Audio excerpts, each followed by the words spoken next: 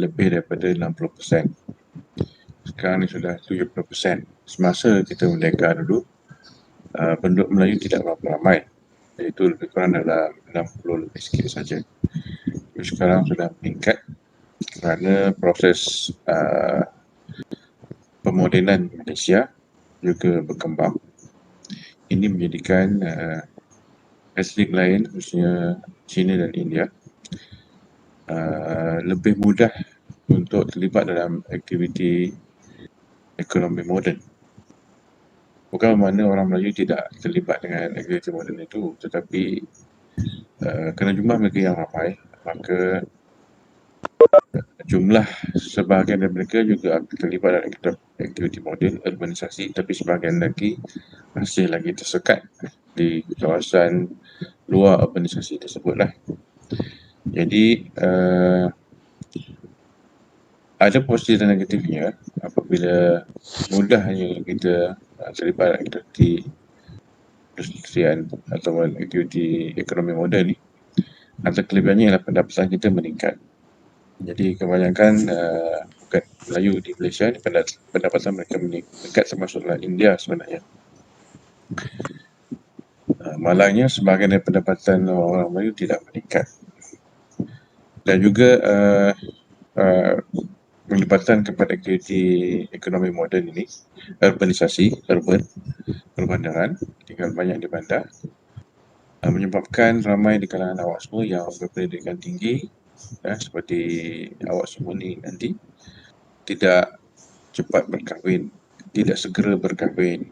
Umur dah 25 tak kahwin lagi, umur 26 tak kahwin lagi, umur 30 pun tak kahwin lagi. Kalau umur 30 untuk lelaki itu just nice untuk diperkahwin lah, ekonomi pun sudah mula kukuh. Tapi kalau wanita itu sudah lambat. Apabila 30 atau akhir 30 baru berkahwin, maka jumlah anak yang akan diperoleh itu sedikit. Dan ini memberi kesan kepada jumlah populasi keseluruhan bagi etnik tersebutlah, masyarakat Cina misalnya, kerana mereka sangat mementingkan material, kemampuan material, maka jumlah anak mereka semakin hari semakin berkurangan lah.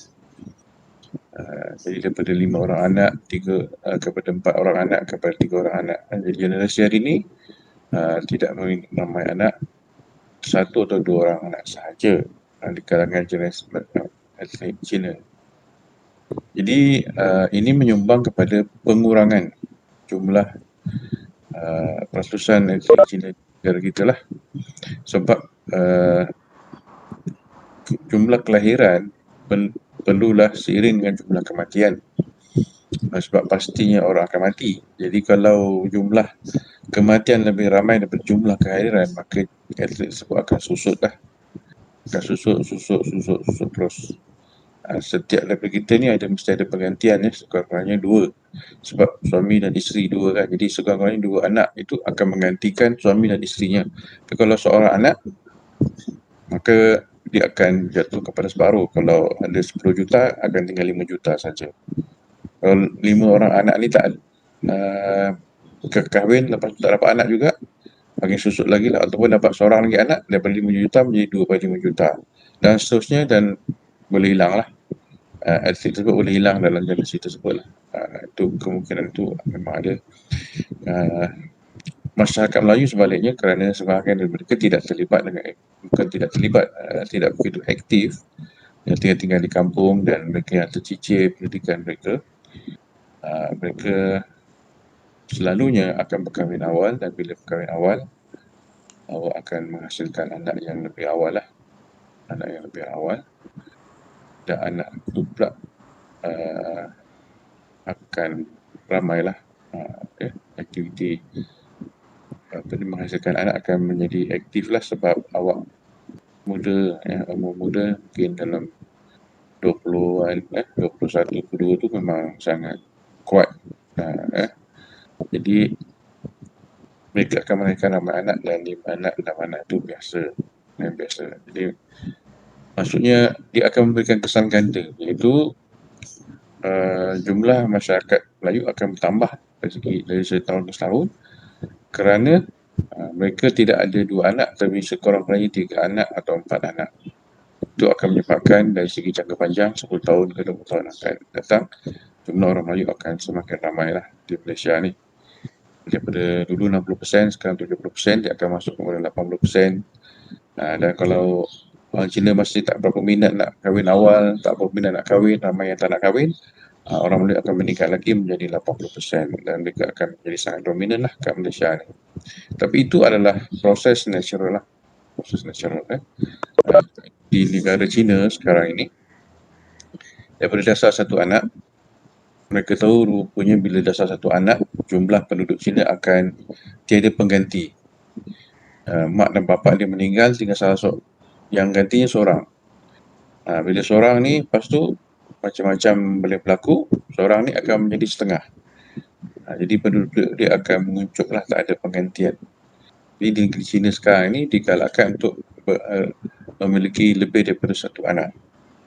Mereka digalakkan untuk memiliki 2 orang anak. Itu silap mereka lah. Sekurang-kurangnya memang 2, sebab kalau tak, memang tak ada pengganti. Kalau dah meninggal, habis. Jadi orang lain akan dapat peluang tersebut lah. Keadaan ini sedang berlaku di Eropah.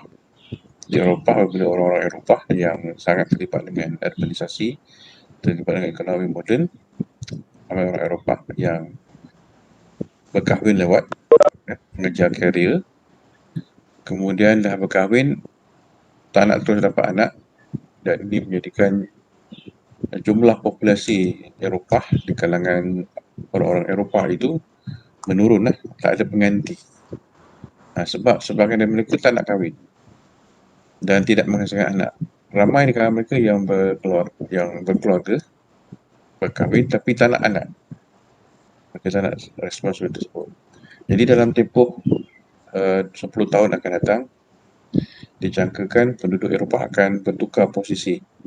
Kedudukan jumlah penduduk mereka yang multi etnik kat sana pun, tetapi kerana etnik lain, terutama daripada Afrika, daripada Algeria, daripada Tunisia, daripada Syria, daripada beberapa negara lain yang sedang berhijrah ke sana, mereka ini pula menghasilkan ramai anak. Dan dalam bajian yang dilakukan oleh kerajaan di sana, di Perancis, di Jerman, di Belanda, di Sweden, di Britain, menunjukkan bahawa jumlah kelahiran anak di kalangan pendatang yang telah pun diserap masuk sebagai rakyat mereka di sana, bila mereka berkahwin dan lahir anak di sana, dan anak itu akan menjadi warga negara di sana lah. Bahawa mereka dianggap sebagai imigran lah. Sama di Malaysia, kalau mak bapak mereka datang ke Indonesia, kemudian berkahwin kat sini, dapat anak itu akan menjadi warga negara Malaysia lah, automatik. Itu memang nature lah. Itu memang sistem di seluruh dunia, memang sistem macam itu. Jadi jumlah populasi bukan penduduk asal, ibu bapa dia lah, daripada negara-negara di sekitar Eropah itu semakin bertambah di sana, sebab mereka dalam budaya mereka sangat mementingkan keluarga yang ramai. Dan di kalangan mereka itu juga ramai yang beragama Islam, dan dalam Islam membenarkan perkahwin lebih daripada seorang. Dan di sana, dalam budaya di Afrika dan juga di Arab, berkahwin lebih daripada satu adalah satu budaya. Kalau di Malaysia, berkahwin satu adalah satu budaya. Lebih daripada satu bukan satu budaya kat Malaysia lah. Di kalangan orang Melayu Malaysia. Tapi di kalangan masyarakat di luar, di kalangan orang Afrika dan juga orang di tanah Arab, berkahwin lebih daripada satu itu satu budaya. Jadi jumlah ramai anak tu memang nature, sebab kalau isterinya lebih daripada satu, isterinya akan menghasilkan anak masing-masing lah, kan. Berbanding dengan anak satu pula, isteri satu. Macam saya lah, isteri satu. Ramai pensyarah kat UTM, dan ramai orang Melayu kat UTM, dan ramai penduduk kat Malaysia ni isteri satu saja. Kalau kita dengar dia isteri dua, itu macam ada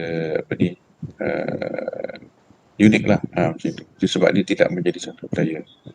dan dianggap sebagai sedikit tabu lah kat Malaysia ni, berkahwin 2, 3, 4 lagi lah. Itu sebab orang tak ramai amalkan. Itu sebab majoritinya amalkan seorang saja. Tapi di Eropah terbalik pula. Untuk pendatang ini ya, walaupun mereka pendatang, walaupun mereka tak ada duit, tapi mereka berkahwin juga daripada satu, sebab itu adalah budaya mereka. Dan satu keunikan untuk masyarakat di Eropah ialah mereka ada undang-undang untuk pelarian. Jadi walaupun mereka tak bekerja kat sana, kerajaan Eropah akan memberikan mereka bantuan kewangan dan makanan dan sebagainya, walaupun ada 2 isteri, 3 isteri. Kebanyakan mereka sedemikian. Dia datang daripada sana bawa 1 isteri, tapi bila sampai kat kat Jerman ke, kat Sweden ke, mereka akan kahwin lagi. Dan kerajaan mereka akan bantu pula. Bukan kerajaan asal mereka, kerajaan di tempat mereka berhijrah itu membantu mereka. Ada bantuan untuk pelarian itu. Jadi mereka memang boleh sebab, dan mereka tak ada tuntutan yang banyak lah. Sebab mereka orang yang dia tidak seperti kita terlalu banyak tuntutan kan, kita nak itu nak ini. Mereka cukup sekadar untuk melangsungkan kehidupan dan baca mereka sudah mencukupi. Yang penting dapat makanan dan pendidikan itu saja. Tapi kalau kita yang telah terlibat dalam proses modernisasi ini, tak cukup dengan seperti itu. Macam-macam kita nak. Itu yang sedang berlaku di Eropah, dan dalam tempoh beberapa tahun lagi, Eropah memang komposisi etnik ini akan berubah. Sebab itu penentangan yang kuat di kalangan sebahagian daripada Eropah terhadap pendatang-pendatang ini semakin meningkatlah, semakin kuat. Malah berlaku beberapa pertempuran lah kalau di Britain tu dengan pendatang-pendatang ini, sebab ada kawasan-kawasan tertentu, kota-kota tertentu yang penduduknya pendatang ni lebih ramai daripada penduduk asal. Dan apabila lebih ramai, mereka boleh mendominasi sesuatu kota tersebut. Orang asal di situ akan tidak selesa tinggal di situ dan mereka akan berhijrah di tempat lain. Dan bila mereka berhijrah, tempat itu akan diambil oleh pendatang-pendatang ini, dan lama kelamaan bandar itu akan sepenuhnya lah dikuasai oleh pendatang. Dan saya pernah pergi ke sana, pergi ke salah satu bandar di Britain, dan saya tak merasa bahawa saya berada di Britain. Saya rasa saya berada di Bangladesh ataupun di salah satu kota di Pakistan. Sebab sekelilingnya yang tinggal di situ ialah orang Pakistan dan orang Bangladesh. Peniaganya ialah orang Pakistan dan Bangladesh. Yang bawa Mercedes-nya orang Pakistan dan Bangladesh. Yang bawa taksinya pun mereka juga. Jadi yang ada penduduk asal daripada Britain tu adalah seorang dua orang yang kebetulan lalu. Jadi itu yang sedang berlaku lah di sana. Itu yang ada kelompok tertentu di sana yang merasakan tercabar lah kat situ. Tapi macam mana, dia tak nak kahwin, tak nak dapat anak. Jadi jumlah mereka semakin ramai sampai mereka berkahwin anak ramai dan isteri pun ramai. Jadi jumlah mereka akan meningkat, dan memang dijangkakan dalam tempoh 10-20 tahun lagi populasi di sana akan berubah. Jadi dan kebetulan pula mereka beragama Islam. Jadi di setengah-setengah negara di sana Islam memang semakin kuat lah. Semakin kuat. Itu awak kena faham. Populasi di negara itu berubah apabila proses modernisasi itu berlaku, dan juga proses migrasi berlaku. Jadi untuk hari ini kita akan bincangkan sedikit tentang migrasi ini. Mengapa Ramadan Melayu ini pernah menjadi isu lah di negara kita oleh pemimpin MCA dan juga pemimpin parti yang memilih etnik yang lain lah. Sebab mereka tak puas hati kerana ada keistimewaan tertentu, prestige tertentu terhadap golongan tertentu atau etnik tertentu lah di negara kita. Okay, kalau kita lihat kedatangan hari ini, ada 2 orang lagi yang tak masuk. Daripada 56, ada 54 saja. 95% lebih lah datang. Tapi ada juga lagi yang tak datang. Saya tak tahu apa dua orang ni, ada kat hospital ke, kena COVID ke, atau kenapa, sebab tak ada masalah untuk masuk dalam online ni, mudah saja kan. Buka je komputer, yang penting ada internet, boleh masuk. Okay.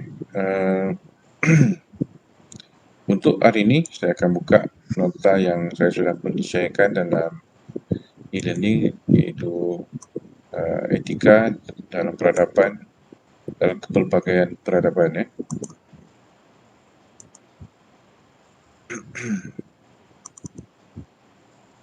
Kalau di sini ialah kuliah 3.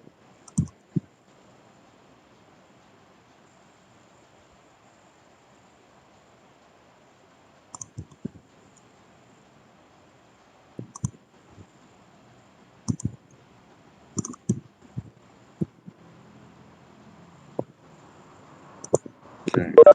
Saya akan sharekan.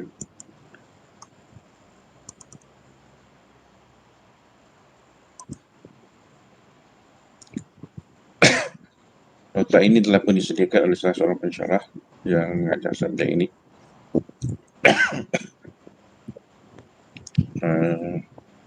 Jadi kita akan lihat nota ini.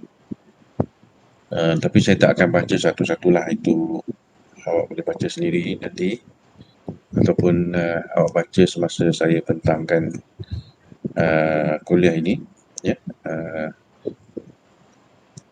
Sebab notanya detail, terutama berkaitan dengan etika tentang tamadun Melayu dan tamadun Islam. Disebabkan tamadun Melayu ini dipengaruhi oleh tamadun Islam, maka perbincangan kita juga tidak boleh lari daripada tamadun Islam. Sebab tamadun Islam adalah core ataupun teras kepada tamadun Melayu. Walaupun tamadun Melayu unik tersendiri juga berbanding dengan tamadun Arab, tamadun Afrika dan sebagainya yang juga beragama Islam, tetapi dalam tempoh sepanjang kewujudan tamadun itu, tamadun Melayu cuba untuk menyesuaikan diri dengan elemen-elemen Islam. Jadi dari masa ke semasa, orang Melayu berusaha untuk melaksanakan semua elemen-elemen yang ada dalam tamadun Islam itu. Ya.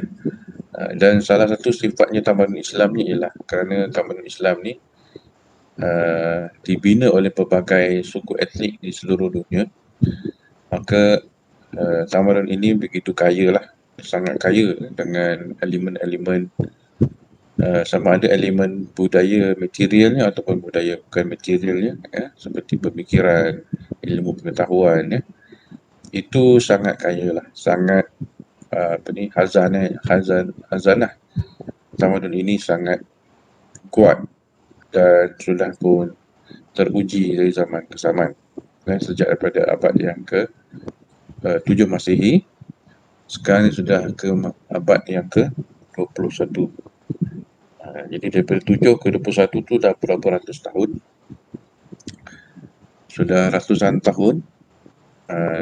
Ada naik, ada turun, ada naik lagi, ada turun lagi, dan terlibat dengan bermacam-macam cabaran, rintangan. Tamadun ini pernah berdepan dengan tamadun Rom, berdepan dengan tamadun Parsi, tamadun ini telah berdepan dengan tamadun Cina, berdepan dengan tamadun India. Jadi memang tamadun ini telah menyerap banyak elemen lah. Walaupun kita beragama Islam, tapi kita juga dapat menerima falsafah daripada Yunani, ya. Falsafah Yunani juga kita masuk ke dalam tamadun Islam dan mempengaruhi juga kefalsafahan dalam tamadun Islam. Begitu juga tamadun Cina, elemen daripada tamadun Cina. Malahan Nabi Muhammad telah menganjurkan orang-orang Islam pada ketika itu, kalau nak menuntut ilmu, janganlah hanya di tanah Arab saja, tetapi menuntutlah sampailah ke negeri Cina sekiranya diperlukan. Kerana apa? Negeri Cina ketika itu ialah negara yang moden, yang maju. Jadi orang-orang Islam digalakkan untuk pergi sana sebab pada masa itu, abad yang ke-7, beberapa dinasti di Cina, dinasti Qing, dinasti Ming, macam-macam dinasti kat sana, dinasti Han, sedang ke arah sedang tengah menuju kemuncaknya lah ketika itu, dan tamadun dunia ketika itu memang dipegang oleh tamadun Cina. Ya. Dan dalam masa yang sama juga ketika itu tamadun dunia juga dikuasai juga oleh tamadun Rom. Jadi tamadun Rom di barat ada, tamadun di timur ialah tamadun Cina, dan juga tamadun Persia. Itu Parsi hari ini. Parsi Belawar atau Parsi itu macam apa ya? Iran lah, Iran hari ini. Okey.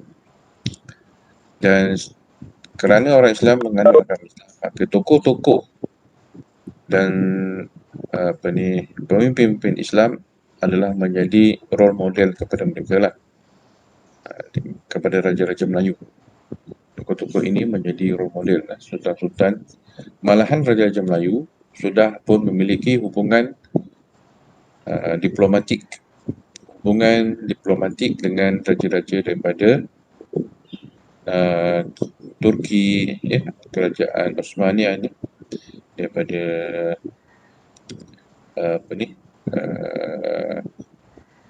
wilayah-wilayah yang lain, kerana ketika itu sudah pun wujud hubungan-hubungan politik, termasuklah raja Melayu juga memiliki hubungan dengan Maharaja Cina yang kita tahu kepada ilmu yang kita pelajari semasa kita di sekolah rendah.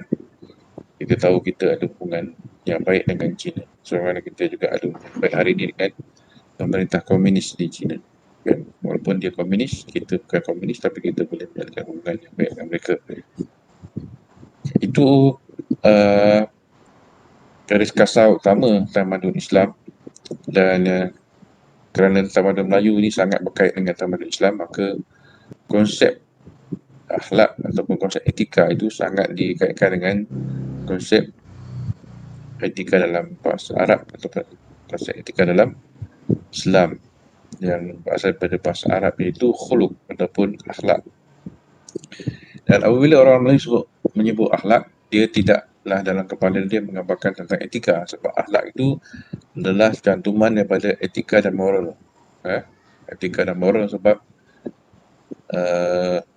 dalam masyarakat Melayu, akhlak itu bukan hanya dipelajari daripada tradisi lisan, iaitu daripada ibu bapa, daripada nenek moyang kita, tetapi juga tercatat dan dipelajari dalam Al-Quran, satu kitab bagi setiap umat Islam, kitab panduan hidup dia, iaitu namanya Al-Quran.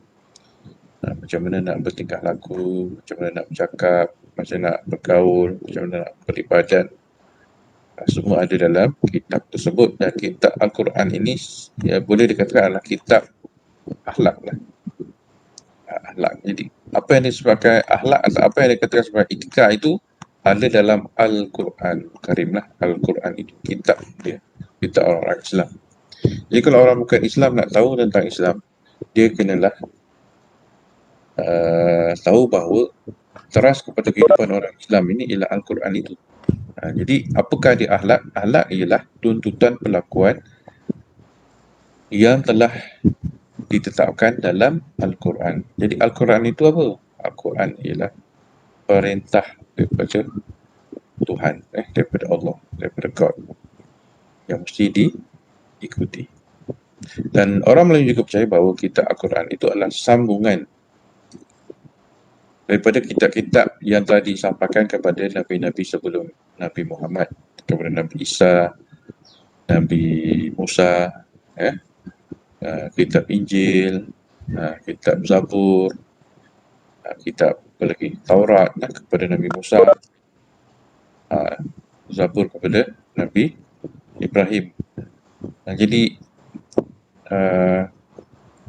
dan juga kitab-kitab lain ke atas nama-nama lain, yang mana semua itu telah pun finalisekan, telah ditutupkan dalam satu kitab terakhir, iaitu namanya kitab Al-Quran.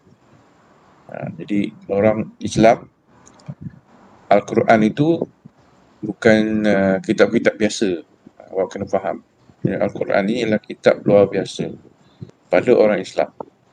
bahawa kitab itu mengandungi mukjizat, mengandungi elemen luar biasa lah, mukjizat atau ada elemen yang kita tak dapat nak terangkan secara fizikal, sebab siapa yang mengetahui tentang Al-Quran, hafal Al-Quran, mengamalkan Al-Quran, malahan membaca ayat-ayat daripada Al-Quran itu pada hari tertentu, pada waktu tertentu, orang itu akan mendapat keistimewaan tertentu.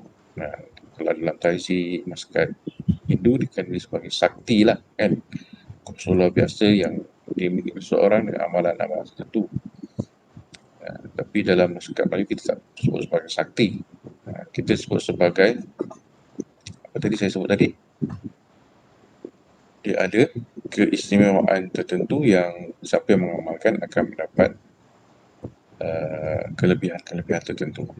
Itu adalah kepercayaan dari orang Islam. Apa yang menariknya ialah bahasa Al-Quran itu sendiri bukan bahasa yang tinggi dibandingkan dengan bahasa-bahasa kursi yang pernah wujud di dunia ini. Dan antara ayat Al-Quran itu ada terpapar di dalam bangunan di Fakulti Undang-Undang Universiti Harvard. Universiti Harvard pun telah mengambil petikan daripada Al-Quran berkaitan dengan keadilan. Mereka meletakkannya di atas bangunan di fakulti tersebut untuk menggambarkan tentang pentingnya keadilan. Jadi dia tak ambil daripada kitab lain, dia ambil daripada kitab Al-Quran. Tak tahu kenapa, kena tanya orang kat Harvard lah. NC Harvard kena tanya lah, NC Harvard. Sedangkan mereka ialah orang barat yang beragama Kristian. Mereka tak letak dalam petikan daripada Injil, tapi dia memilih Al-Quran. Itu satu yang menarik juga untuk kita pergi pelajari di situ. Kerana Al-Quran itu mengandungi ayat-ayat yang sangat baik, sangat bagus tentang kehidupan. Malahan orang yang bukan Islam sendiri pun yakin ataupun percaya tentang apa yang disarankan oleh Al-Quran itu. Ini kan dia diletakkan sebagai satu teras ucapan yang ataupun kita sebagai satu ayat yang boleh jadikan panduan dalam kehidupan. Tidak hanya orang Islam, tapi juga orang bukan Islam. Sebagaimana telah pun dilakukan di Harvard University, satu universiti yang paling prestis kat dunia lah, Harvard. Nombor dua, universiti mungkin Cambridge ataupun Oxford lah, saya tak pasti, tapi yang paling utama kat dunia sekarang ni ialah Harvard lah, Harvard University. Dan kiblat ilmu pengetahuan dunia ialah di Harvard lah, terutama UTM. Untuk UTM lah, saya beri pada UTM kan. UTM ni dia punya role model universiti ni ialah Harvard University.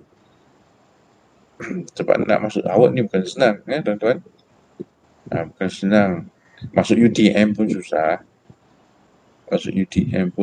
Kalau tak dapat semua A, tak boleh nak masuk UTM ni.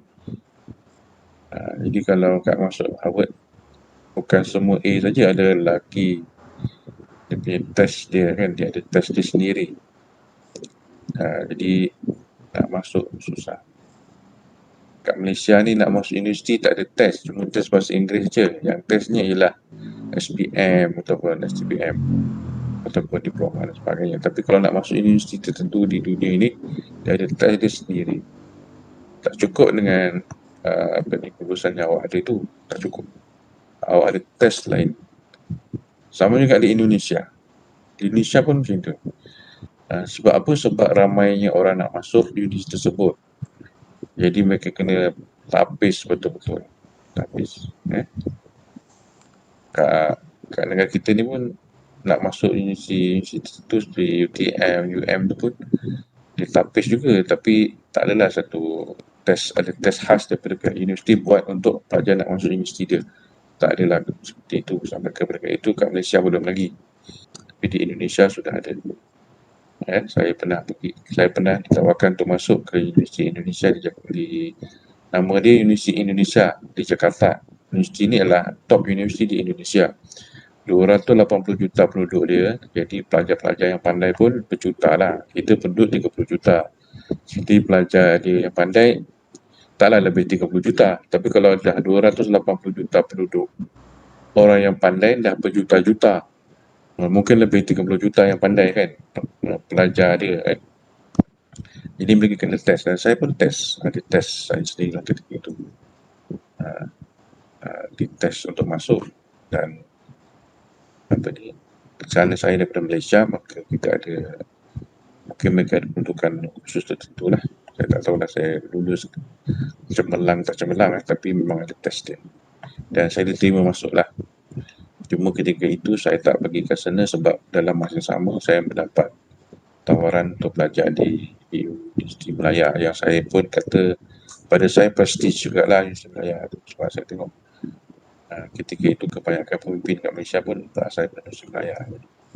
Ketika itulah ada cita-cita jugalah nak jadi yang berhormat Perdana Menteri ke Menteri Besar ke kan. Ketika itu, tapi bila dah belajar dah tak minat lah nak jadi pemimpin politik.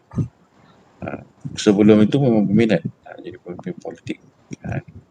Saya tengok yang saya suka Dr. Mahathir dengan dulu tim Malam Perdana Menteri kita adalah Datuk Musa Hitam. Saya tak tahu lah awak kenal ke tak. Datang daripada Universiti Malaya tersebut. Kemudian kebanyakan daripada Universiti Malaya barulah mereka belajar ke luar negara.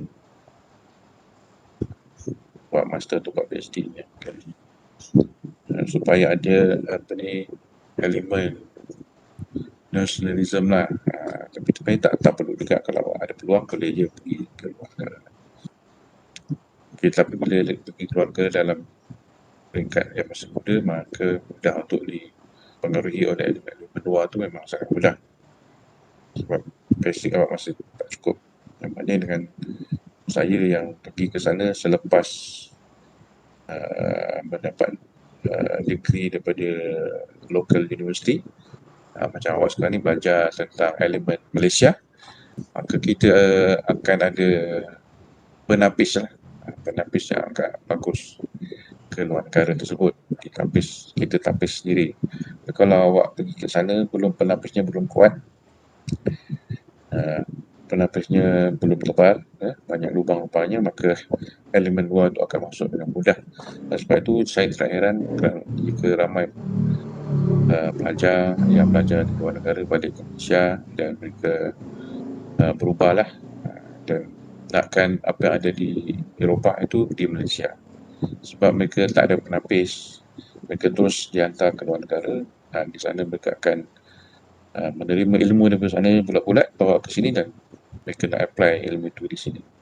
Dan itulah ya, akulah apa yang sekarang ni ada LGBT, pejuang-pejuang LGBT di luar negara, perkara tersebut diterima dan tidak menjadi masalah di sana. Itu yang normal lah di sana. Malahan di sana institusi keluarga ni tak ada, kebanyakan orang bebas, tak perlu nak kahwin kat gereja, kahwin sendiri-sendiri je. Kahwin kat mana? Kahwin kat hotel aja. Kahwin kat hotel aja.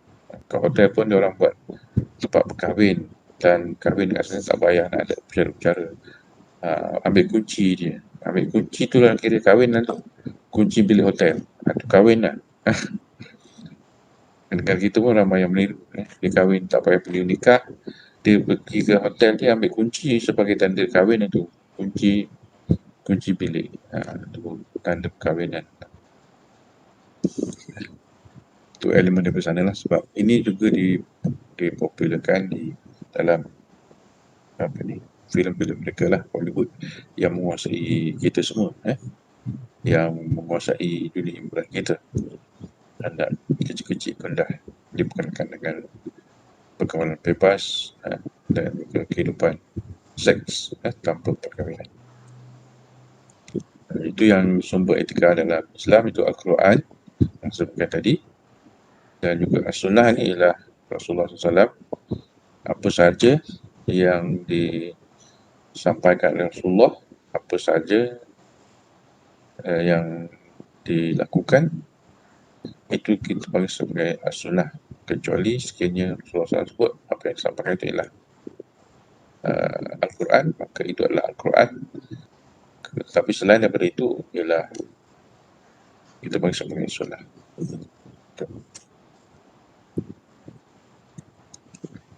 Dan yang kat sini penjelasan dengan lebih lanjut tentang apa yang dikatakan sebagai akhlak, ya, akhlak. Dan awak kena faham, terutama orang yang bukan Islam ni, akhlak ini adalah sesuatu nilai etika yang sangat dititik beratkan oleh orang-orang Islam. Dan dia apa ni, ada penguatkuasaan dia.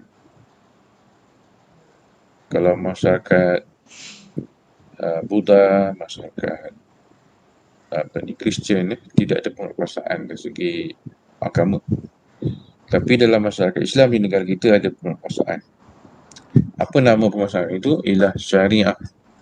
Dan di negara kita ada undang-undang syariah dan juga undang-undang yang dipanggil sebagai mahkamah syariah, pelaksana undang-undang itu. Kita ada hakim syariah. Dan di negara kita juga ada sebagian daripada orang Islam yang berjuang supaya undang-undang syariah ini dapat dilaksanakan sepenuhnya. Dan itu yang diperjuangkan oleh Parti PAS, Parti Islam Malaysia, yang sekarang ini pun menjadi kerajaan di peringkat pusat, iaitu terkenal dengan pindaan Undang-Undang 355 kalau tak silap. Undang-Undang 355, Undang-Undang Syariah, pengukuhan Undang Syariah, yang mana sekarang ni senyap sunyi, tak tahu kenapa mereka tak nak perjuangkan. Pun heran juga saya. Sebelum ni mereka sangat perjuangkan, dan malahan awak semua tahulah, awak semua dah besar, awak semua mengikuti pengalaman politik negara kita, maka isu undang-undang Islam ini adalah isu yang besar bagi orang Islam, dan juga besar bagi orang bukan Islam, sebab orang bukan Islam bimbang sebab mereka tidak beragama Islam. Tapi ada undang-undang Islam. Jadi mereka bimbanglah kat situ. Kebimbangan itu berlaku kerana mereka takut kalau sekiranya undang-undang itu ter-apply ataupun dilaksanakan terhadap mereka. Itu kebimbangan mereka lah dari situ. Sedangkan sebenarnya itu adalah hanya kebimbangan yang tidak berasas. Sebab di negara kita ada namanya undang-undang sivil yang dikenakan kepada semua orang, termasuklah orang Islam, dan juga undang-undang syariah hanya kepada orang Islam. Jadi orang Islam ni ada dua undang-undang yang akan dia kena. Satu undang-undang sivil pun dia kena, undang-undang syariah pun dia kena. Dua undang-undang yang dia kena ada. Jadi double. Dan orang Islam pun kadang tak puas hati juga, kerana ada undang-undang itu sudah berada dalam undang syariah, dan pada undang-undang syariah itu lebih baik berbanding dengan undang-undang sivil. Sebab mereka beragama Islam dan undang-undang itu datangnya daripada Allah, maka mereka bersifat deontologi, ya, mereka tidak berdasarkan kepada teologi, mereka tidak itu suka dengan undang-undang sivil. Undang-undang sivil berisikan kepada teologi, ya, yang berangka undang-undang sivil itu ialah manusia itu sendiri, dan ada banyak kelemahan tertentu. Itu yang mengapa orang-orang Islam di negara ini berjuang untuk undang-undang Islam. Sebab pada mereka undang-undang Islam itu boleh dilaksanakan bukan hanya untuk orang Islam tapi juga bukan Islam. Kerana undang-undang yang sedia ada ini adalah undang-undang daripada Barat yang lagi jauh beza dengan orang-orang Melayu Islam dan juga orang Cina India. Sebab orang-orang Melayu Cina India itu bukan orang Barat, orang Asia, yang mana Islam ini banyak dianuti oleh orang Asia berbanding dengan orang Eropah. Tapi kita boleh terima undang-undang Eropah, undang-undang Barat, tapi tak boleh terima undang-undang Islam yang datang daripada orang Asia itu sendiri. Jadi kat situlah perentangan sebagai orang Melayu Islam kat Malaysia ni terhadap undang-undang sivil moden. Dan semua kenapa? Sebab kita sekarang ni dipengaruhi oleh budaya Barat. Semua orang dipengaruhi oleh Barat. Jadi bila daripada Barat semua boleh terima, tapi kalau daripada Salah satu hasil daripada budaya penduduk setempat pun ada kumpulan-kumpulan lain yang tak yakin, tak setuju. Itu penting. Kalau zaman kegemilangan Islam dahulu, perkara sebaliknya yang berlaku lah. Ilmu, pengetahuan, undang-undang Islam itu mempengaruhi masyarakat lain di dunia, termasuklah masyarakat di Eropah.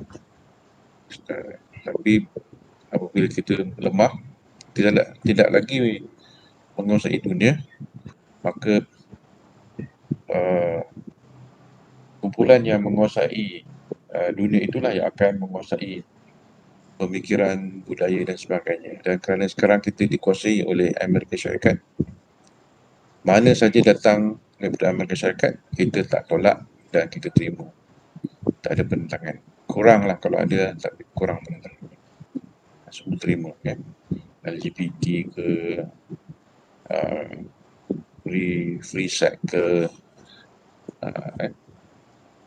apa ni, kita di negara kita sampai susah lah untuk nak pastikan lah benda-benda kita jangan terpengaruh dengan budaya seks bebas dan sebagainya.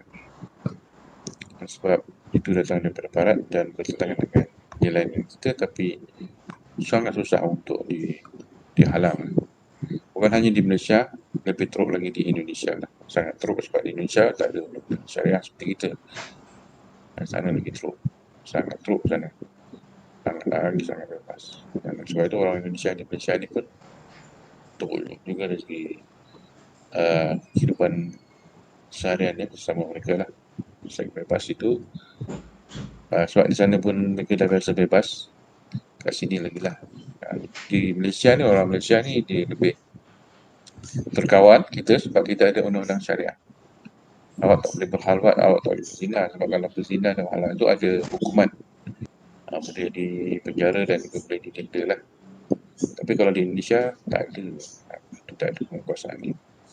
Sebab tu di Indonesia ada artis kahwin, dia tak kahwin, dia cuma tinggal bersama. Itu normal lah di sana di Indonesia. Bahkan di Indonesia berlainan agama boleh berkahwin. Sudah menjadi budaya. Malahan Presiden Soeharto beragama Islam, isterinya apa nama, Mbak Tin, kata dia beragama Kristian. Dan melainkan ramai anak, dan tak tahu lah anak dia Kristian ke bukan Kristian ke apa kan, Islam ke apa. Tapi mereka tak kisah. Kerana satu rumah ada yang Kristian, ada yang bukan. Mereka di sana memang seperti itu.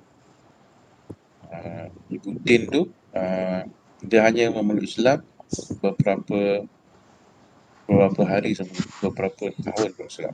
Hanya beberapa tahun sebelum dia meninggal dunia lah. Sepanjang-panjangnya tu dia bukan Kristian. Dan ini diamalkan oleh orang Indonesia sehingga ke hari ini. Sehingga ke hari ini mereka sangat liberal kaitan dengan itu, ya. Sangat liberal. Sebab mereka yang paling penting pada mereka ialah Pancasila. Pancasila itu rukun negara mereka lah. Kita ambil rukun negara itu pun daripada konsep Pancasila itu sendiri. Kita apa ni, kita menurut Indonesia. Jadi di Malaysia ini masyarakat Melayu ni memang tidaklah sebebas orang-orang Indonesia yang sangat liberal lah dari segi pengamalan agama. Orang kena faham di situ. Macam ini punya terkawal pun masih ramai lagi yang terlibat dengan aktiviti kebebasan pergaulan yang macam-macam lah sekarang ni kan. Dalam masyarakat Islam, mereka percaya bahawa ada konsep dosa pahala, surga dan neraka. Ini satu yang penting kat Malaysia lah, sebab kat Malaysia masyarakat Islamnya ialah masyarakat Islam yang konservatif sebenarnya kat Malaysia. Di Indonesia masyarakatnya ialah liberal, Islam liberal. sana terbuka lah. Kat sana macam-macam jenis dan terbuka lah, sana terbuka. Kat sana Kristian pun boleh siarkan TV, dia boleh ajak orang Indonesia masuk Kristian, memang terbuka. Benda itu mustahil lah di Malaysia, bersifat mustahil dekat Malaysia. Malaysia ni dia memang konservatif. Kelebihan di Malaysia tu pula, dia memang jaga dari segi keyakinan atau dari segi kedudukan Islam itu. Cuma kadang-kadang kelihatannya agak ekstrim bagi setengah orang-orang bukan Islam lah. Sebagaimana berlaku kes di Kedah sekarang kan, ada pengumuman daripada Menteri Besar dia akan tutup kedai-kedai nombor ekor di Kedah, dan ramai di kalangan pemimpin yang menentang lah.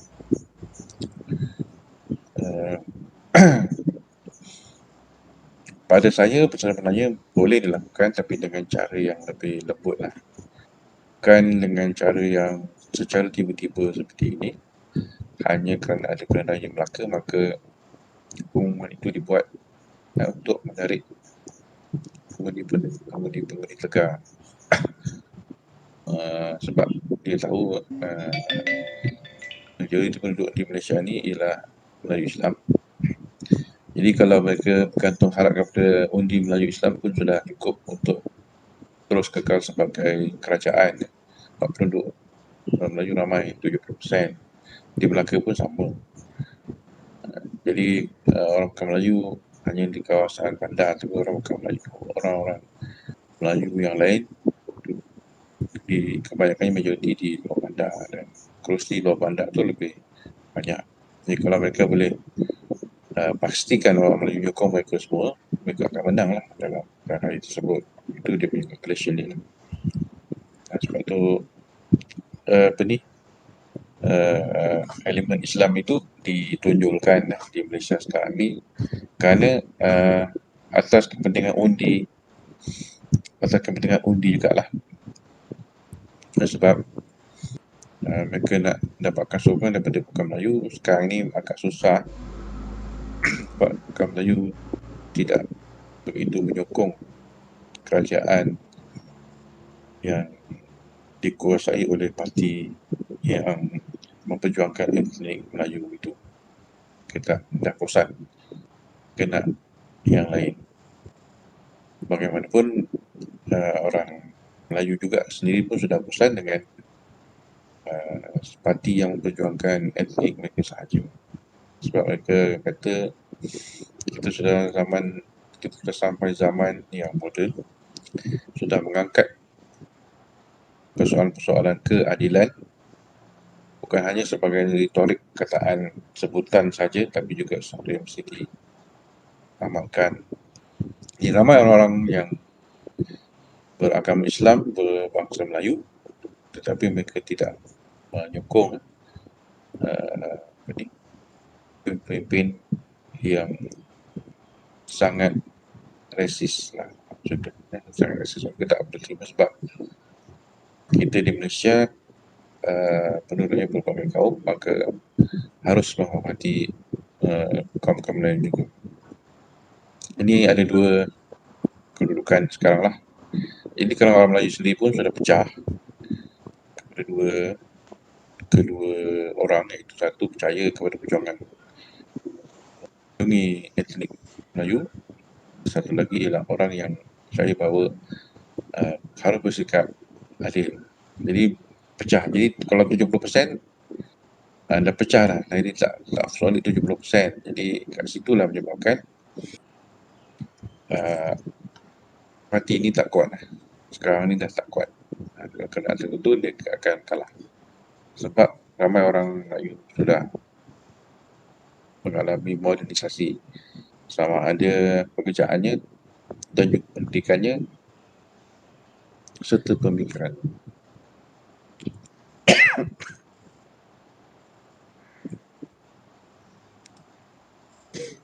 Okey. Ini penyelesaian dalam tentang itu. Kita terus pergi kepada Peta lah, ada peta. Saya nak kena terus pakai peta. Ni dia.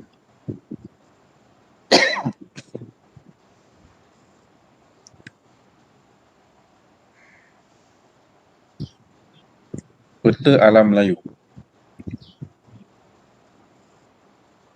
Yang sini gambar peta ni ialah ada peta Jepun, China, Taiwan, ada India. Kawasan yang kita gariskan dalam gelap warna hitam tu, jadi sebut dia itu sebagai habitat bangsa Melayu ataupun dipanggil sebagai Malay Archipelago. Dan di dalamnya ada Filipina. Dan di dalamnya juga ada selatan Thailand. Dan di situ ada Semenanjung, ada Pulau Borneo, ada Sulawesi, Irian Jaya, Pulau Sumatera, Pulau Jawa. Okey, itu adalah dipanggil sebagai Malay Archipelago. Di dalam Malay Archipelago ni ada beberapa negara. Ada Malaysia 1, 2 Indonesia, 3 Singapura, 4 Brunei, 5 Filipina. Ada 5 negara. Dan 5 negara ini juga termasuk dalam sebahagian daripada negara yang dipanggil sebagai Kesatuan Negara Asia Tenggara ataupun singkatannya ASEAN. ASEAN kan. Kenapa Filipina termasuk dalam Malay Archipelago ni? Sebab apa? Sebab Filipina, orang Filipina sebenarnya asalnya lah orang Melayu. Bahasa Tagalog itu adalah pecahan daripada bahasa Melayu. Dan Filipina sebelum kedatangan Spanyol dan Amerika Syarikat yang menduduki negara tersebut, mereka adalah orang-orang Islam.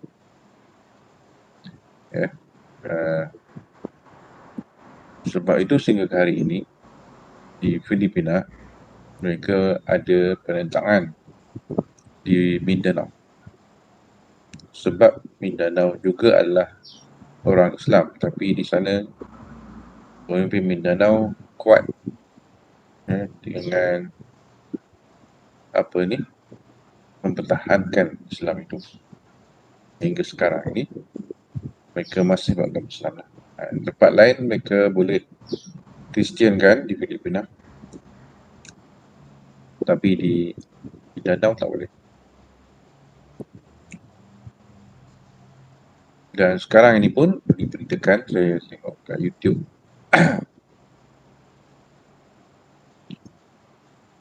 proses Islamisasi sangat kuat lah di Mindanao.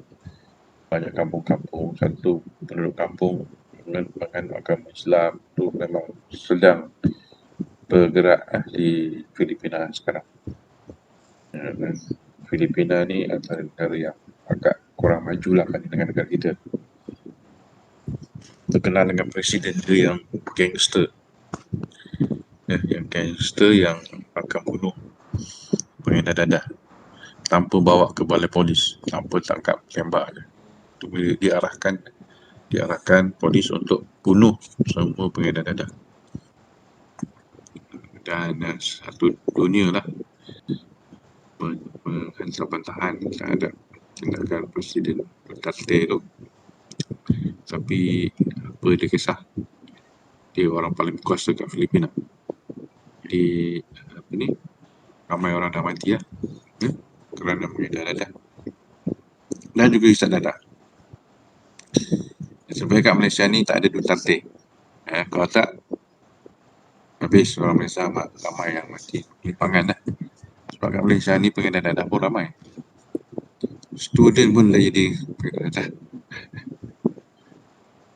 Jangan tak percaya kan. Saya pernah ada satu student, saya jadi penasihat kepada pelajar ini, dan pelajar ini telah ditangkap kerana mengedar di Taman Universiti. main itu UTM tu.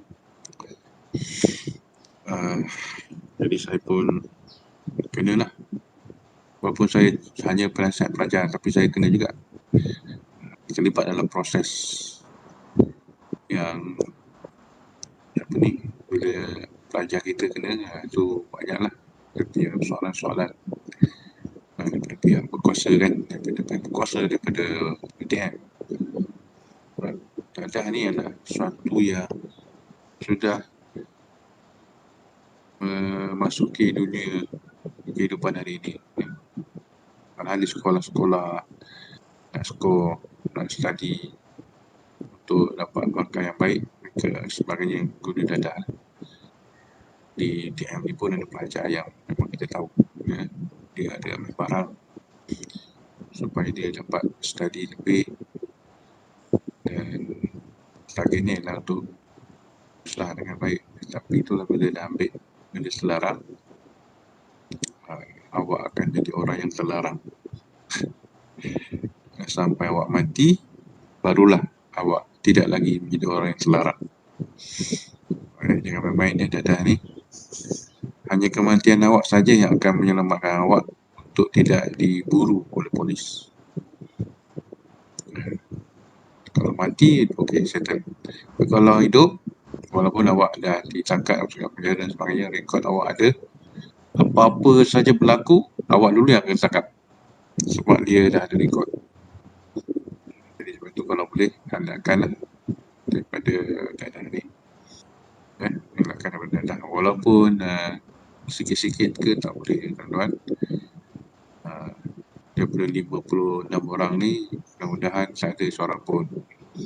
Kalau ada, risiko awak kena tanggung lah. Awak akan di blacklist selama-lamanya. Akan berakhir dengan awak punya kematian. Itu awak kena ingat. Itu memang polis ni cakap dengan saya lah. Orang yang dah kena ni, dah ada ni, hanya kematiannya saja yang akan mengakhiri semuanya. Jadi semua awak susah. Apa sikit-sikit berlaku, ada pecah rumah ke kawasan tu, awak dulu yang dicari. Apa je isu, awak dulu yang dicari. Tu. Sebab ada rekod. Macam pelajar-pelajar kat universiti pertahanan dah, walaupun mereka selamat, tidak dihukum penjara sebagaimana kawan mereka, 18 orang tu, 18 ke berapa orang tu, saya tak ingat, dihukum 18 tahun kan. Ada yang dibebaskan, tapi yang dibebaskan tu masih lagi dalam rekod polis, dan mereka ada rekod dia sebagai orang yang tak baik lah, sampai matilah, tidak kekal dengan rekod tersebut. Berbalik kepada habitat alam Melayu ini, macam mana kita boleh tahu bahawa alam Melayu ini yang mengandungi 5 negara ini adalah asalnya daripada rukun yang sama, itu rukun Melayu. Kajian dari segi bahasa sebenarnya. Di sini ada bahasa Melayu Johor, Kelantan, Sumatera, bahasa Riau, Melayu Riau, bahasa Brunei, bahasa Malaysia, bahasa Indonesia, bahasa Tagalog. Asal kepada bahasa-bahasa ini ialah bahasa Austronesia. Dia hidup sama macam bahasa Inggeris, bahasa Perancis, bahasa Portugal, bahasa Sepanyol, bahasa Jerman. Dia adalah bahasa yang berasal daripada nenek moyang yang sama, iaitu bahasa Latin. Bahasa asal dia. Tapi kerana orang macam inilah, ada satu family tu 5 orang anak. Anak pertama pergi ke wilayah namanya Jerman. Anak kedua pergi wilayah namanya Belanda. Anak ketiga pergi wilayah namanya Britain. Keempat pergi ke wilayah namanya Sepanyol. Maka anak-anak ini akan membina keluarga sendiri, dan akhirnya nanti mereka akan membina bangsa baru, iaitu sebagai bangsa Sepanyol, bangsa Britain, bangsa Jerman dan sebagainya. Tapi asalnya daripada satu bapa, satu mak yang sama. Ini juga berlaku di tanah di alam Melayu ini. Yang mereka bergerak, orang ni daripada satu keluarga ni bergerak pisah, pisah, yang akhirnya mereka sehingga menetap itu dan membina masa mereka sendiri. Sama macam sekarang ni orang Kelantan, duduk kat Kelantan, tapi family asalnya di Kelantan. Tapi anak-anak mereka berhijrah ke Kuala Lumpur, berhijrah ke Johor, berhijrah ke Kedah, dan mereka terus tinggal menetap, tidak menetap di Kelantan tapi menetap di tempat mereka yang baru. Dan anak-anaknya nanti akan lahir bukan lagi sebagai orang Kelantan tapi orang di tempat yang itulah. Kalau dia berhijrah ke Johor ni, dia akan menjadi orang Johor walaupun dia asalnya orang Kelantan. Macam saya lah, saya asal daripada Selangor, isteri saya juga daripada Selangor, tapi saya mengajar di UTM Johor. Ke anak saya lahir di sini, maka dia menjadi orang Johor. Dia tak akan sokongkan bola sepak negeri Selangor, dia tak akan. Tapi saya akan sokong bola sepak, dan saya anggap JDT adalah musuh saya sebab saya orang Selangor. Tapi anak saya, dia akan lihat Selangor musuh dia. JDT adalah pasukan dia sebab dia lahir di Johor dan dia jadi orang Johor. Macam tu. Jadi bapa dengan anak tak sama sokong. Bapa tengok bola, dia nak pastikan Selangor menang. Kalau Selangor tak menang, dia tak puas hati. Tapi anak saya pula, kalau Selangor menang, dia tak puas hati dengan pasukan dia, itu JDT lah. Jadi ini yang berlaku di sebenarnya, dan berlakulah apa yang disebabkan oleh berlaku itu. Dengan berlaku, mereka bergerak bukan hanya bergerak badan saja, tapi membawa juga budaya, bahasa, cara hidup. Ini yang kita panggil sebagai ketamadunan Melayu, iaitu tamadun yang tua, yang telah wujud ratusan tahun dulu, bukan ratusan saja, ribuan tahun. Dan sebab itu penduduk-penduduk di sini memanggil sebagai Nusantara, iaitu banyak pulau, Pulau Borneo, Filipin, Pulau Jawa, Pulau Sumatera, Singapura, Riau, dan ada satu lagi namanya Semenanjung, tapi seperti pulau juga sebab dikelilingi kanan kiri depan lautan, belakangnya bukan. Belakangnya ialah Semenanjung Keram yang menghubungkannya dengan sebuah negara dikenal sebagai negara Siam atau sekarang Thailand. Tapi Thailand kecil je, itu je. Tapi yang alam kelautan ni besar sebenarnya. Indonesia, Malaysia, Singapura, Brunei, besar. Negara yang berbagai negara dan besar, tetapi berkongsi budaya yang hampir sama.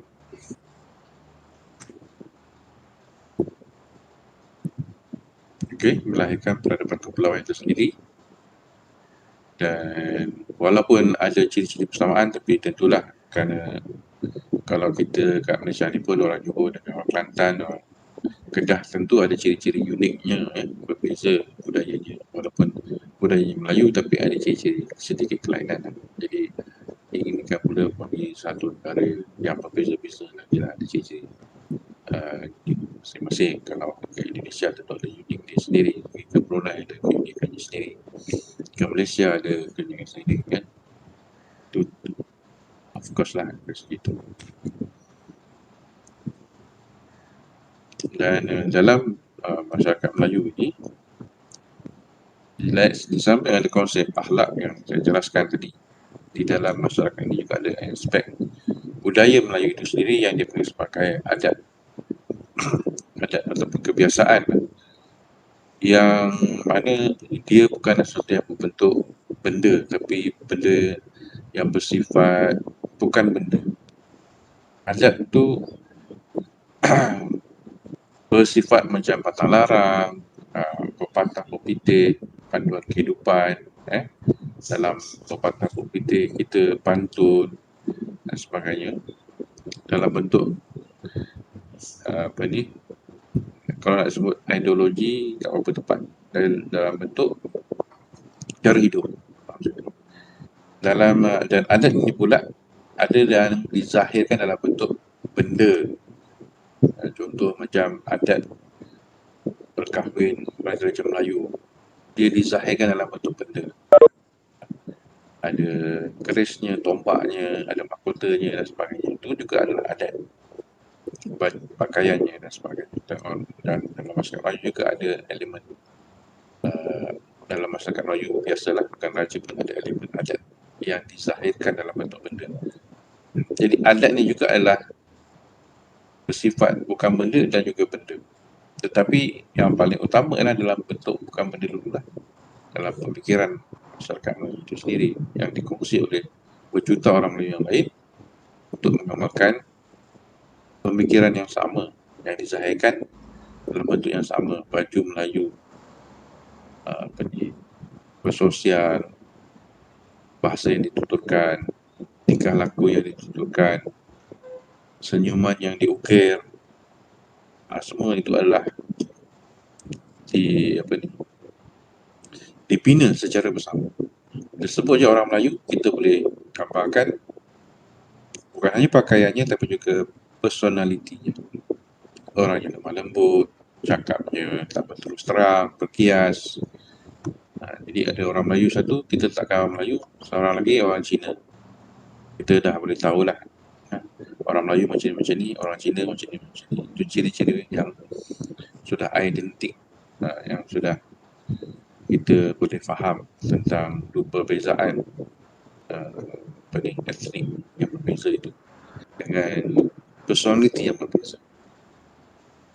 Orang Melayu pastinya tidak akan bercakap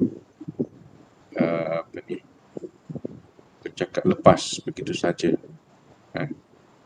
Dia tak akan memanggil orang itu dengan panggilan-panggilan yang tak sesuai dengan orang tersebut. Dia akan bersikap kurang ajar pada orang Melayu. Dia tak akan dia akan kurang ajar dalam budaya dia. Kalau cakap dengan pemimpin, dia ada adat orang Melayu, ada adat dan adab. Adab itu ialah manners ataupun cara bertingkah laku kepada pemimpin dia.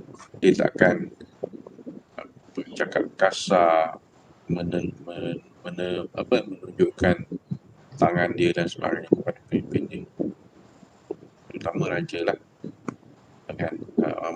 Orang Melayu akan tundukkan kepala, akan angkat tangan dia, merafak sembah kepada rajanya.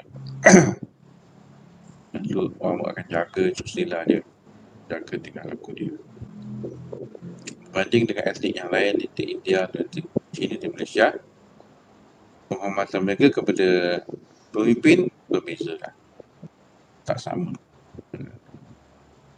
Sebab budaya mereka tidak sama dengan budaya orang Melayu. Itu yang dalam orang Melayu banyak kiasan, dia anggap kurang ajar kalau berterus terang. Tapi dalam masyarakat Cina, mungkin mereka pula anggap kurang ajar pula kalau tak berterus terang. Saya tak berapa mahir yang itulah. Mungkin mereka lebih mengutamakan berterus terang.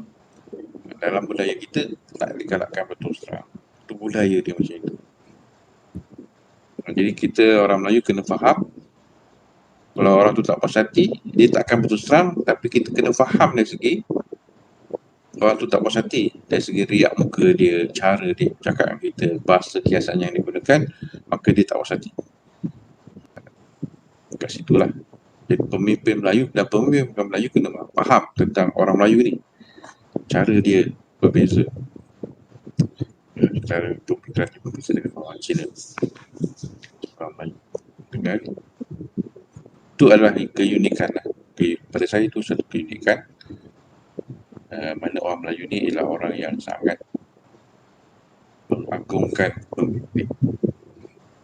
Orang Melayu ni satu-satunya bangsa kat dunia yang sangat mengagungkan pemimpin dia.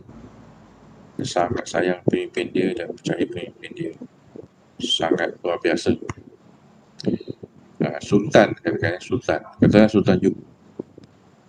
Orang Melayu hormat sangat dengan Sultan. Sangat-sangat hormat. Tak boleh cakap main-main dengan Sultan. Tak boleh Gurau-gurau pun tak boleh. Gurau-gurau cakap sultan ni apa ni, tak boleh. Harus gurau saja. Akan ada datang pasukan anggota polis datang ke rumah dan tangkap kita, gari kita, bawa ke balai polis, masukkan dalam apa ni, jail. Sebab bergurau dengan sultan. Di Malaysia tak boleh. Negara lain boleh, tak ada masalah. Tapi kat Malaysia tak boleh. Kat Britain boleh nak bergurau dengan Queen, pun tak ada masalah kat sana. Boleh. Kritik pun boleh. Apalah Queen boros ni kan. Kat Malaysia tak boleh. Sebab itu dianggap sebagai menghasut.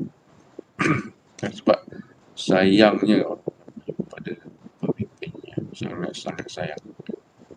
Terlalu sayang sangatlah pada saya kerana peringkat yang berlebihan lah.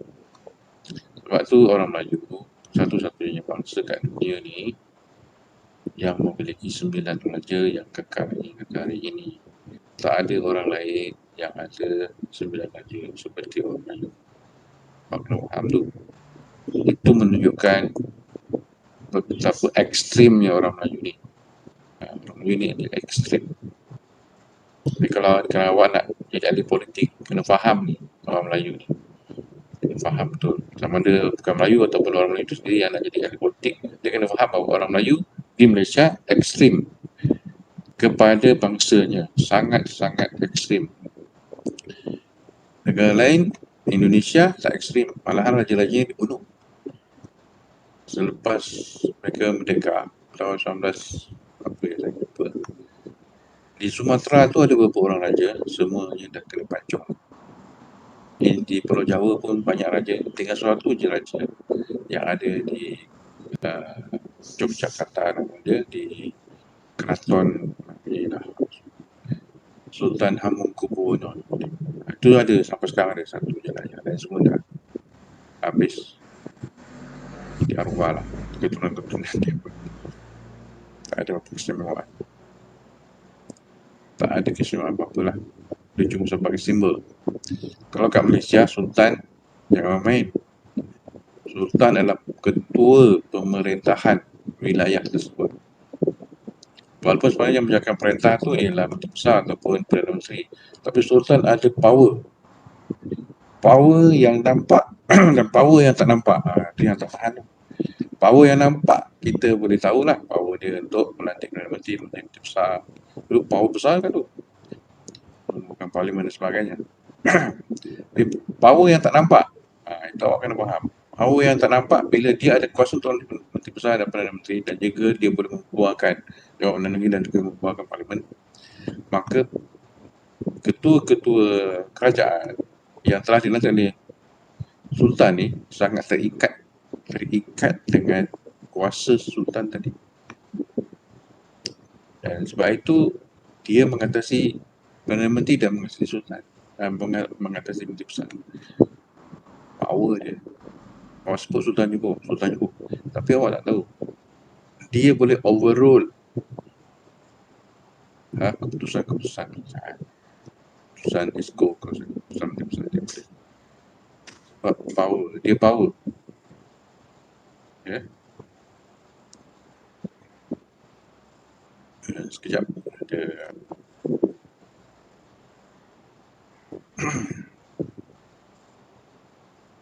dia ada kuasa yang tak nampak.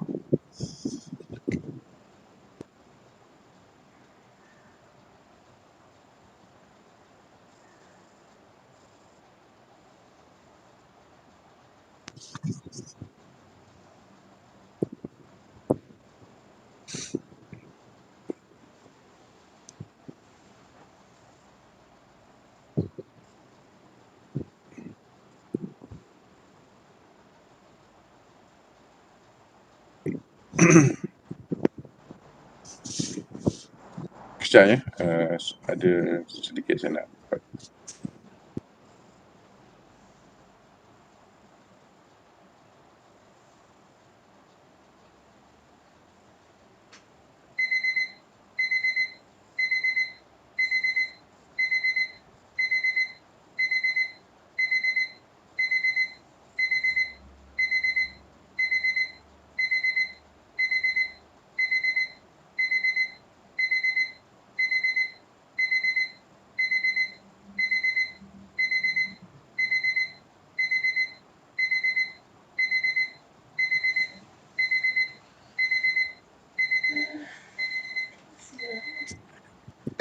Okey, tuan-tuan. uh, Ini berkaitan dengan adat. Sahabat boleh baca kat sini. Adat berdasarkan hukum, hukum berdasarkan syarat, syarat berdasarkan kitabullah, syarat berdasarkan adat memakai. Ia kata syarat, benar kata adat. Jadi untuk akhirnya kat sini, sebelum saya mengakhiri kita punya kelas ini ialah tamadun Melayu sangat diikat oleh tamadun Islam. Dan kita tamadun Melayu itu terasnya ialah tamadun Islam. Islam. Jadi sebab itu dalam peribahasa ini, syarat mengata adat memakai ini, dia kata syarat benar kata adat itu ialah syarat itu mengikut agama itu benar, barulah adat akan berkata benar. Jadi adat itu nombor 2 selepas daripada syarat itu. Ya, syarat itu ialah syariat. Syariat, ya. Okay. Raja adil, raja disembah, raja disangka. Ini adalah ciri kehidupan orang Melayu lah.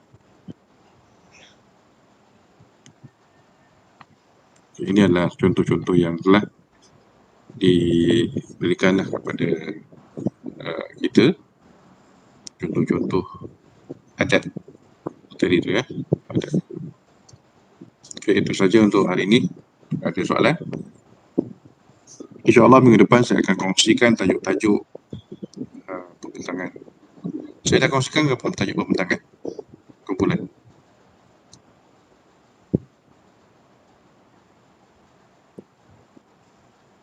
Belum kan rasanya?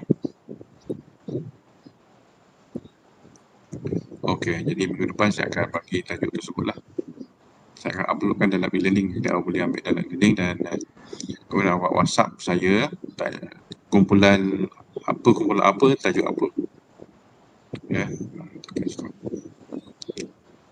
Dan awak hanya diperlukan mengambil satu tajuk sajalah, satu tajuk. Tak boleh sama tajuknya. Okay, itu saja untuk hari ini. Terima kasih semua atas perhatiannya. Kita jumpa lagi insyaAllah.